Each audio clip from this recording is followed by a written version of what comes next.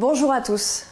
Vous lancez la production d'un nouveau produit ou bien vous souhaitez automatiser une partie de votre production? Vous allez sans doute avoir besoin d'une nouvelle machine. Soyez particulièrement vigilant.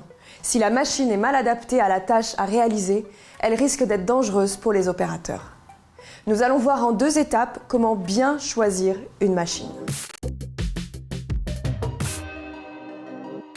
La première étape est de bien définir ses besoins. Pour cela, posez-vous les questions suivantes.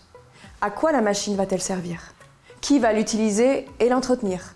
Quelles sont les contraintes d'installation et les performances attendues? Prenons 2 exemples. Pour un chariot élévateur, identifiez la charge qu'il faudra soulever et la hauteur maximale à atteindre. Pour une presse, le sol doit être assez résistant pour supporter la charge et les efforts mécaniques. Tous ces paramètres sont essentiels. Pour les définir au mieux, impliquez toutes les personnes concernées. Les équipes de production, bien sûr, notamment les opérateurs qui vont utiliser la machine au quotidien, mais aussi les équipes de maintenance, les représentants du personnel ou même votre service de santé au travail. Maintenant que vous avez défini vos besoins, formalisez-les dans un cahier des charges. Précisez également le planning, les conditions de livraison, d'installation, de réception et de garantie, la documentation à fournir et enfin les conditions de formation des opérateurs. Sachez que le fabricant a l'obligation de respecter la réglementation et les normes en vigueur. Néanmoins, n'hésitez pas à les rappeler dans le cahier des charges. Par contre, vous ne devez pas proposer de solution technique. Ça, c'est le rôle du fabricant.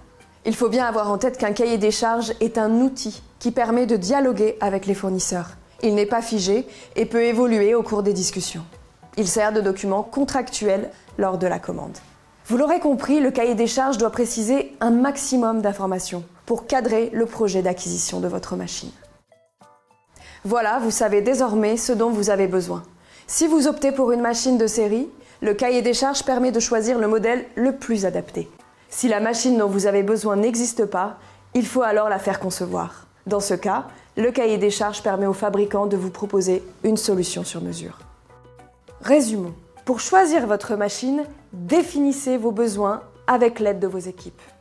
Rédigez un cahier des charges, il permet de dialoguer avec les fournisseurs. Pour aller plus loin, consultez la brochure de l'INRS consacrée à l'acquisition d'une machine. J'espère que cette vidéo vous a été utile. Pour en savoir plus sur la prévention du risque machine, consultez notre site internet dédié sécurité-machine.fr. Vous y trouverez d'autres vidéos et de la documentation pour passer à l'action. Merci à vous et à bientôt.